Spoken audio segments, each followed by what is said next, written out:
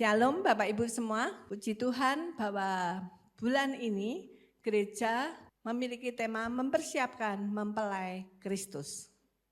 Saya percaya bahwa gereja mengajak kita semua, para umat Tuhan, untuk kita tidak bersantai-santai, tetapi kita mau masing-masing, mau mempersiapkan diri, sehingga kita boleh menjadi mempelai Kristus. Kita boleh menjadi seperti gadis bijaksana, yang siap menyambut kedatangan mempelai pria. Jadi jangan sampai kita terlena dengan kesibukan kita, dengan kegiatan-kegiatan kita sehingga kita melupakan Tuhan dan pada akhirnya kita tidak siap menyambut saat mempelai Kristus datang untuk yang kedua kali. Bapak Ibu yang dikasihi Tuhan, kalau kita mempelajari seluruh isi Alkitab, maka kita bisa memahami ada 3 tahap yang Tuhan persiapkan bagi kita untuk kita bisa menjadi mempelainya. Tahap yang pertama, kita diadopsi menjadi anak Allah. Kemudian yang kedua, setelah kita lolos menjadi anak Allah, kita akan dipersiapkan menjadi mempelai Kristus. Dan kalau kita sudah menjadi mempelai Kristus, kita akan masuk tahap berikutnya, yaitu masuk di dalam kemuliaan Tuhan. Nah, ketiga tahap ini harus kita pahami dengan sungguh-sungguh agar panggilan Tuhan di dalam kehidupan kita itu menjadi sempurna, ya. Tidak sia-sia dan kita bisa masuk di dalam kemuliaan Tuhan. Tapi sayang Bapak Ibu, banyak orang Kristen yang kurang memahami. Terkadang kita tidak merasa bahwa kita itu sebagai mempelai Kristus, bahwa kita sudah dipertunangkan dengan Kristus. Kita seringkali hanya merasa kita ini sebagai anak-anak Tuhan. Kurang menyadari hal ini seringkali membuat kita terlena dan membuat kita tidak bisa masuk di dalam rencana Tuhan secara sempurna. Kita hanya berhenti di satu fase. Untuk menjadi mempelai Kristus, Tuhan mempersiapkan kita. Seperti ketika kita, ya para ibu-ibu, ketika mau menjadi mempelai dari suami kita, ya, kita dipersiapkan dengan sungguh-sungguh, ya. Mulai dari perawatan wajah, ada perawatan tubuh, perawatan rambut, manicure, pedicure, ya, menjaga kesehatan, kemudian melakukan premarital check up, ya, kemudian jaga pola makan, jam tidur, olahraga teratur, pola hidup sehat. Semua ini dipersiapkan jauh-jauh hari. Berapa bulan sebelumnya kita sudah harus melakukan perawatan-perawatan ini. Supaya apa Bapak Ibu? Pada saat kita jadi mempelai, kita menjadi mempelai yang cantik, harum, dan mempesona. Inilah tujuan daripada persiapan seseorang untuk menjadi mempelai. Bagaimana dengan mempelai Kristus? Pertanyaannya ya, gereja sendiri ikut mempersiapkan. Kalau tadi dipersiapkan secara lahiriah, gereja pun ikut mempersiapkan secara batiniah. Mungkin Bapak Ibu perlu mengenal juga materi-materi dari bidang pernikahan, sehingga mungkin di antara Bapak Ibu yang ingin konseling tentang materi ini juga bisa ya Bapak Ibu. Meskipun kita sudah menikah sekian tahun, dengan kita sudah menikah malah kita tahu, oh kelemahanku di sini di komunikasi, mungkin di dasar-dasar pernikahan, Bapak Ibu bisa bertanya ya. Jadi intinya tentang kekudusan, kemudian dasar-dasar pernikahan Kristen berbeda ya, perempuan dan pria itu berbeda. Tapi Tuhan ciptakan pria dan wanita yang berbeda ini untuk saling melengkapi. Ya, kemudian komunikasi, karena beda karakter. Cara komunikasinya pasti berbeda. Ya. Orang melankolis dengan orang pragmatis itu pun pasti beda cara berkomunikasi. Nah di sini kita bisa belajar bagaimana kita bisa menjadi berkomunikasi dengan tepat dengan pasangan kita. Ya, kemudian mengubah konflik menjadi berkat. Bahwa dalam rumah tangga tidak mungkin tidak ada konflik. Konflik itu biasa. Tapi bagaimana kita mengelola konflik itu supaya akhirnya bisa menjadi berkat di dalam kehidupan kita. Ya, kemudian pekerjaan dan keuangan, terus 9 bulan dalam kandungan, mendidik anak, seks dan KB, misbah keluarga. Ya, misbah keluarga ini sangat diperlukan untuk kesatuan suami, istri, dan anak. Bagaimana setiap malam kita sebagai anak-anak Tuhan mengadakan misbah keluarga. Ya. Nah, semua dipersiapkan lahir dan batin agar mereka bisa membentuk rumah tangga yang sehat, yang rumah tangga yang baru, yang kuat, yang kokoh. Jadi tidak gampang cerai ya, sedikit-sedikit cerai. Nah, seperti itu. Padahal Tuhan kan sudah berkata bahwa mereka bukan lagi dua tetapi satu. Artinya perceraian itu tidak diinginkan oleh Tuhan. Oleh karena itu, mari kita, apapun masalah dalam rumah tangga kita, jangan sekali-kali ucapkan kata cerai. Kenapa Bapak Ibu kok kita tidak boleh bercerai? Karena Tuhan kita adalah Tuhan yang dahsyat dan luar biasa. Tuhan yang mampu menyelesaikan setiap permasalahanmu. Tuhan yang sanggup mencukupkan setiap kebutuhanmu. Karena itu Tuhan tidak menginginkan adanya perceraian di dalam rumah tangga anak-anaknya. Sekarang kita masuk, bagaimana mempersiapkan mempelai Kristus ya. Tadi kita sudah belajar menjadi mempelai dari manusia. Sekarang bagaimana kita bisa menjadi mempelai Kristus? Bahwa Tuhan sendiri yang akan mempersiapkan calon mempelai Kristus. Agar mereka siap pada saatnya masuk di dalam pernikahan anak domba. Terlebih ya, calon mempelai Kristus adalah mantan orang berdosa, najis dan kotor ya. Kita sebelum ditebus oleh Tuhan, kita adalah manusia yang berdosa. Kita adalah manusia yang najis dan kotor, bahkan diupamakan di Alkitab seperti kain kotor ya. Oleh karena itu Tuhan perlu mempersiapkan mempelai daripada Kristus. Ditandani dan dipersiapkan supaya siap menjadi mempelai Tuhan. Nah, tadi kita sudah membahas ada 3 fase ya. Yang pertama, diadopsi menjadi anak Allah. Artinya, orang berdosa yang mau menerima Yesus sebagai Tuhan dan Juru Selamat, dia akan diadopsi menjadi anggota keluarga kerajaan Allah melalui penebusan Kristus dan melalui karya daripada Roh Kudus. Ya, kita diterima menjadi anggota keluarga kerajaan Allah sebagai anak angkat. Ya, pengabdosian ini itu bukan hasil usaha manusia. Jadi bukan karena kekuatan kita, tapi semuanya adalah murni karena kasih karunia Allah yang memberikan kita status sebagai anak Allah, hak waris kerajaan surga, ya, dan hubungan intim untuk memanggil Allah sebagai Bapa. Ya. Di Galatia 4 ayat 6 dikatakan, dan karena kamu adalah anak, maka Allah telah menyuruh roh anaknya ke dalam hati kita yang berseru, ya Aba, ya Bapa. Sehingga kita bisa berkata, aku bukan lagi orang asing, aku adalah anak Allah yang dikasihi dan diwarisi janjinya. Bersyukur Bapak Ibu, bahwa kalau hari ini kita ada di gereja, berarti kita sudah dipanggil dan dipilih oleh Allah. Dan saya sangat-sangat percaya bahwa saat ini kita semua sudah diadopsi menjadi anak Allah. Artinya tahap pertama sudah dilewati, ya. Nah, melalui adopsi ini akan terjadi perubahan status. Dulunya kita hamba dosa, dengan diadopsi Tuhan kita menjadi anak-anak Allah yang merdeka, ya. Sehingga kita tidak lagi di bawah kutuk dosa, tetapi kita di bawah kerajaan Allah.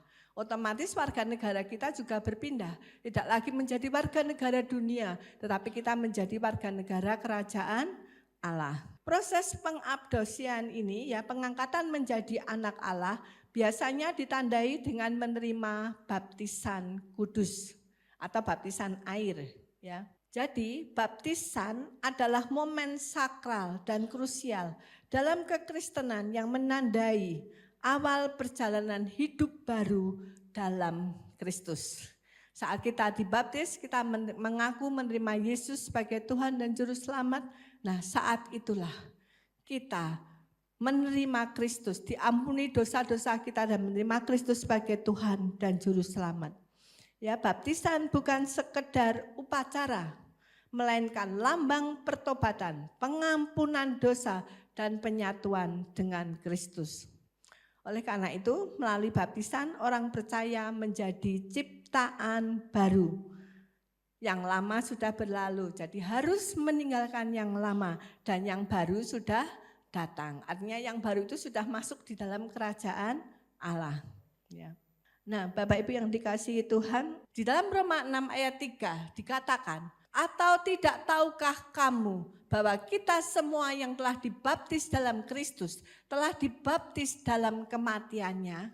Jadi saat kita menerima baptisan, itu kita dibaptis di dalam kematian Tuhan.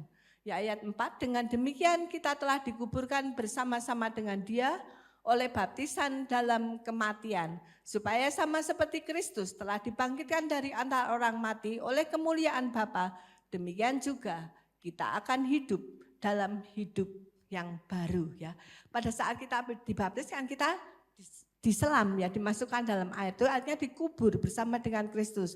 Nah, kemudian setelah diselam kemudian dibangkitkan. Ya, dibangkitkan lagi oleh Bapak Gembala atau yang baptis, itu menunjukkan bahwa kita ikut di dalam kebangkitan Kristus, ya. Jadi ada maknanya, ya. Kita tidak sekedar dibaptis tetapi ada makna daripada baptisan. Nah, Bapak Ibu yang dikasihi Tuhan, inilah tahap pertama. Kemudian setelah kita menjadi anak Allah, Tuhan bentuk kita, Tuhan bimbing kita, Tuhan didik kita, dipersiapkan menjadi mempelai Kristus. Kita masuk tahap yang kedua, dipersiapkan menjadi mempelai Kristus. Oleh karena itu Bapak Ibu, ketika kita jadi orang Kristen, jangan menjadi orang Kristen yang istilahnya bantat, kayak roti tidak bisa berkembang gitu ya. Tapi kita mau berkembang, kita mau bertumbuh dari anak-anak, dari bayi rohani. Akhirnya kita dibimbing oleh Roh Kudus untuk menjadi dewasa rohani. Bapak Ibu siap dibimbing oleh Roh Kudus menjadi dewasa rohani? Amin, ya. Oleh karena itu mari kita belajar tunduk dan taat pada pimpinan Roh Kudus. Di sini dikatakan, hei anakku, janganlah engkau menolak didikan Tuhan. Janganlah engkau bosan akan peringatannya, karena Tuhan memberi ajaran kepada yang dikasihinya, seperti seorang anak kepada anak yang disayanginya. Mazmur 3 ayat 11-12. Kemudian Wahyu 3 ayat 19 dikatakan, barang siapa ku kasih, ia ku tegur dan ku hajar, sebab itu relakan hatimu dan bertobatlah. Inilah tujuan Tuhan, membimbing dan mendidik kita, karena Tuhan itu sangat sayang kepada kita. Dan kita dididik seperti seorang bapa yang sayang kepada anak-anaknya. Saya percaya setiap bapak-bapak di sini kalau anaknya enggak beres, enggak benar, enggak mungkin diam aja. Pasti ditegur, ya. Mungkin dimarahi juga.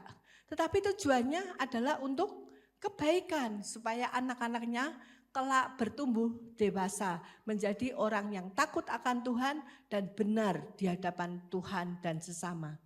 Oleh karena itu, saudara, mari kita belajar mendisiplin diri, mengikuti aturan main kerajaan Allah. Ya, ingat saudara bahwa saudara sekarang sudah warga kerajaan Allah. Makanya hidup saudara harus mengikuti aturan main daripada kerajaan Allah. Aturan mainnya apa? Belajar membaca Alkitab. Di Alkitab itu tertulis tata tertib daripada kerajaan Allah. Karena itu Tuhan itu membimbing kita, menuntun kita setiap hari untuk masuk dalam rencananya. Yang pertama, Tuhan membimbing kita untuk bertobat dan lahir baru dengan sungguh-sungguh.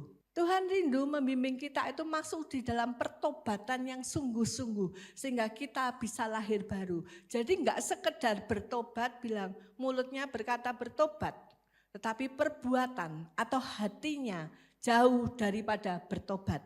Kita tahu bahwa Tuhan itu melihat hati. Karena itu bertobatlah dengan sungguh-sungguh supaya kita bisa lahir baru dengan sungguh-sungguh ya. Kalau kita bertobatnya asal-asalan, lahir barunya juga asal-asalan, enggak maksimal ya.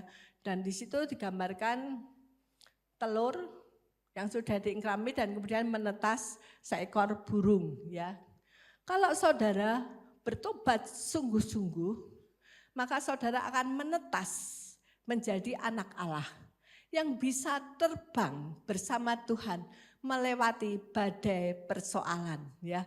Jadi kita tidak lagi bulat dengan persoalan hidup kita, tetapi ada solusi, jalan keluar yang Tuhan berikan dalam hidup kita sehingga kita bisa terbang bersama Tuhan melewati berbagai badai masalah di dalam kehidupan kita ya. Bertobat itu menyadari dosa dan berbalik kepada Allah. Kemudian lahir baru mengalami perubahan hati melalui Roh Kudus. Kita tahu saudara bahwa manusia itu terdiri dari roh, jiwa, dan tubuh. Ada 3 bagiannya. Masing-masing sebenarnya memiliki bagian sendiri-sendiri. Roh tempat komunikasi dengan Tuhan, kemudian tubuh itu yang berhubungan dengan dunia materi. Kemudian jiwa itu tempat pengambil keputusan dalam hidup manusia. Nah, kemudian dia posisinya di mana jiwa ini? Dia bisa kalau rohnya kuat, dia akan dekat dengan rohnya sehingga rohnya bisa membimbing jiwa. Tetapi kalau tubuhnya yang kuat, ya, yang baru malas, rohnya lemah gitu ya, maka jiwa itu akan dipengaruhi oleh tubuh. Jadi jiwa adalah tempat pengambil keputusan. Contohnya ya mungkin simpel aja saudara, kalau kita harus membaca Alkitab setiap hari, kalau roh kita baru kuat, bangun pagi langsung buka Alkitab, muji Tuhan, baca Alkitab. Kita enggak akan malas, tapi ketika roh kita lemah dan tubuh kita yang kuat, kita bisa bilang masih ngantuk, narik selimut lagi ya saudara. Kemudian kita berkata nanti pulang kerja juga masih bisa baca Alkitab. Kita menunda-nunda ataupun ke gereja, kita bisa punya alasan kalau ketika tubuh kita lemah. Tapi kalau roh kita kuat, semangat, api kita berkobar-kobar ya, melayani Tuhan dengan sepenuh hati ya. Jadi jiwa adalah tempat pengambil keputusan dan roh itu tidak bisa memerintah jiwa. Roh tidak bisa memerintah tubuh. Jadi kalau roh mau memerintah tubuh harus melalui jiwa. Nah sebaliknya tubuh juga bisa mempengaruhi roh tapi juga harus melalui jiwa. Jadi jiwa itu ada di tengah ya. Nah Bapak Ibu dikasihi Tuhan, di dalam Roma 7 ayat 15 dikatakan, sebab apa yang aku perbuat aku tidak tahu, karena bukan apa yang aku kehendaki yang aku perbuat, tetapi apa yang aku benci itulah yang aku perbuat. Jadi jika aku berbuat apa yang tidak aku kehendaki, aku menyetujui bahwa hukum Taurat itu baik. Kalau demikian bukan aku lagi yang memperbuatnya, tetapi dosa yang ada di dalam aku. Bapak Ibu pernah mengalami hal ini? Pengennya mengampuni ya. Secara roh tahu harus mengampuni dan kemudian roh berkata kepada jiwa kita dan jiwa kita tahu harus mengampuni. Tapi daging kita kuat, sulit untuk mengampuni, kebencian itu masih muncul sehingga akhirnya kita tidak bisa mengampuni. Padahal kita tahu kita harus mengampuni, tapi apa yang kita perbuat? Kita tetap membenci orang itu, tidak bisa mengampuni. Ini menunjukkan bahwa orang ini hidupnya masih dipimpin oleh daging, ya, bukan dipimpin oleh roh. Kalau rohnya yang memimpin, maka dia akan berusaha untuk melepaskan pengampunan. Dan ketika dia berusaha sungguh-sungguh meminta kekuatan Tuhan, saya percaya Tuhan pasti memberikan kekuatan pada kita, memampukan kita untuk melepaskan pengampunan ya. Bukankah Tuhan sudah mengampuni kita jauh lebih besar, bahkan sampai mati di atas kayu salib ya. Masakan kita tidak bisa mengampuni kesalahan sesama kita. Bapak Ibu yang dikasihi Tuhan, ini adalah penggambaran daripada manusia daging ya. Tapi kalau manusia roh hidupnya dipimpin oleh Tuhan. Tadi setelah bertobat dan lahir baru, Kemudian tadi ada yang nomor 2, penyerahan diri total. Nah, ini yang kedua. Setelah Tuhan bimbing kita untuk bertobat dan lahir baru, Tuhan rindu kita menyerahkan diri kita secara total kepada Tuhan. Sebab rencana Allah tidak dapat dijalankan jika kita masih mengandalkan kekuatan sendiri. Oleh karena itu kita harus dipimpin oleh Roh Kudus yang memimpin roh kita, dan roh kita akan menginfokan kepada jiwa, dan jiwa kita harus taat kepada roh. Tapi kalau daging kita yang berkuasa, itu sulit untuk masuk di dalam rencana Tuhan. Oleh karena itu Bapak Ibu, mari kita belajar terus mengasah roh kita, mempertajam, lebih peka lagi. Saya masih ingat akan khotbahnya Pak Anggo, mungkin dah lama ya Pak. Ada anjing hitam dan anjing putih itu ya. Kalau anjing putihnya lebih banyak, anjing hitamnya diberi makan sedikit menjadi lemah. Tapi kalau anjing hitamnya itu diberi makan banyak, anjing putihnya sementara tidak diberi makan, dia akan lemah. Nah demikian juga dengan jiwa dan tubuh ya. Kalau daging kita ini tidak kita pelihara, tidak diberi makan, lama-lama tubuh kita menjadi, daging kita menjadi lemah. Tapi kalau roh kita yang tidak kita pelihara akan menjadi lemah. Oleh karena itu peliharalah rohmu dengan cara apa? Banyak berdoa, banyak berkomunikasi dengan Tuhan, dan banyak membaca firman Tuhan. Dengan membaca firman Tuhan kita akan bisa mengerti. Pola pikir kita akan bergerak ke arah firman Tuhan. Sehingga kita bisa berkata ketika Roh Kudus memimpin hidup kita, kita bisa berkata, datanglah kerajaanmu, jadilah kehendakmu. Seperti di doa Bapa kami. Nah ketika kita bisa berkata, datanglah kerajaanmu, jadilah kehendakmu. Disitulah karya Allah luar biasa dalam hidup kita. Dan kita bisa menjadi mempelai Kristus yang dewasa di dalam Tuhan. Ya. Kemudian yang nomor 3 adalah pemrosesan dan pembentukan. Nah, untuk penyerahan total, manusia itu kadang-kadang sulit. Diminta Tuhan melakukan sesuatu masih ngeyel, saudara. Enggak mau yang begini, yang begitu ya. Sehingga kadang-kadang Tuhan sampai perlu melakukan pemrosesan dan pembentukan. Supaya melalui proses yang kita alami, mungkin sakit secara daging, tapi disitulah karya Allah terbentuk. Melalui pemrosesan kita mengenal Tuhan lebih banyak lagi, ya. Dipersiapkan melalui proses, Allah seringkali memproses manusia agar kita layak menggenapi rencananya. Jadi kita diproses, dipersiapkan karakter kita supaya kita bisa menggenapi rencana Tuhan. Dan kadang-kadang dalam proses itu kita mengalami tekanan. Dalam proses Allah terkadang melibatkan situasi sulit untuk membentuk iman, bukan langsung menuju kemudahan. Dengan persoalan yang sulit kita akhirnya menyadari karya Tuhan yang luar biasa. Kalau Bapak Ibu merasa semua jalan sudah tertutup, tidak tahu harus berbuat apa, tiba-tiba Tuhan menolong kita, membukakan pintu kemenangan dalam hidup kita. Disitulah iman kita akan bertumbuh. Disitulah kita akan mengandalkan Tuhan, bahwa kita memiliki Tuhan yang besar, Tuhan yang dahsyat, Tuhan yang luar biasa, dan karyanya nyata di dalam kehidupan kita. Nah, tujuan proses ini adalah untuk penyucian hidup, agar hidup manusia dalam kekudusan dan kebenaran dan berkenan di hadapan Tuhan. Kita masuk yang keempat, ya, setelah diproses, kita mengenal dan mengikut Tuhan. Melalui proses, kita bisa mengenal. Tidak hanya mengenal Bapak Ibu, tetapi kita juga harus mengambil keputusan, mengikuti kehendak Allah. Oleh karena itu hiduplah dalam firman. Karena melalui firman kita membangun cara berpikir melalui perenungan firman Tuhan. Ya, kemudian membangun kehidupan doa, melalui kehidupan doa kita memiliki kepekaan rohani untuk membedakan mana yang rencana Allah dan mana yang suara hati kita sendiri, kehendak kita sendiri. Tapi Tuhan mau kita menyerahkan hidup kita secara total, ya, artinya masuk di dalam rencana Allah secara utuh. Karena tanpa kita merespon rencana Allah secara utuh, maka rencana Allah tidak bisa terjadi di dalam kehidupan kita. Kemudian yang kelima, kita hidup untuk Kristus, bukan diri sendiri. Ini poin penting, saudara.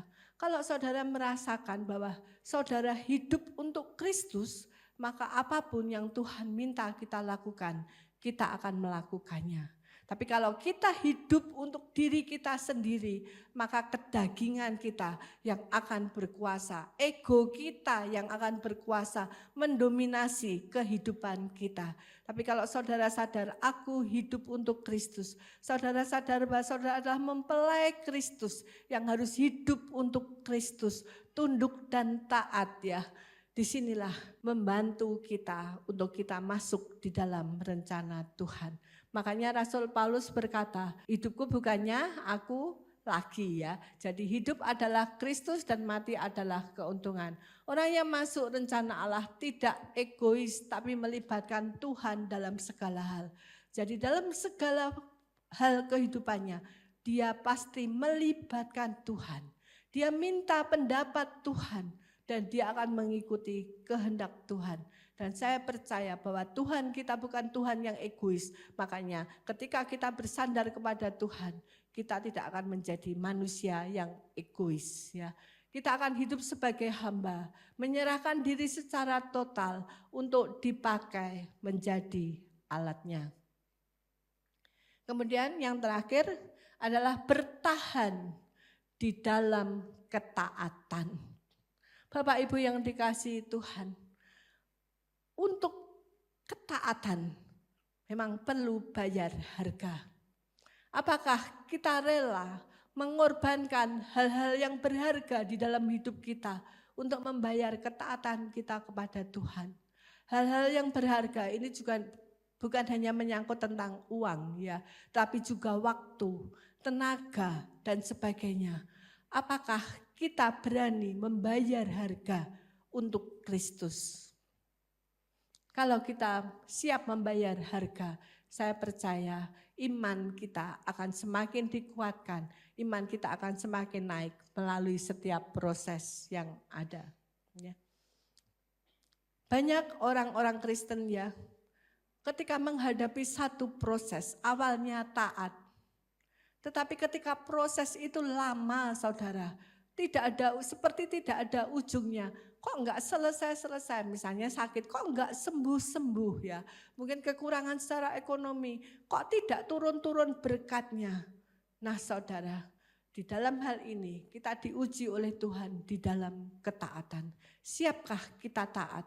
Kalau kita tetap taat, seperti tema daripada bulan lalu ya, finish strong, finish well, itu sangat memberkati saya ya. Kita tidak akan pernah menyerah. Kita akan berusaha mengakhiri setiap masalah kita dengan kekuatan bersama Tuhan.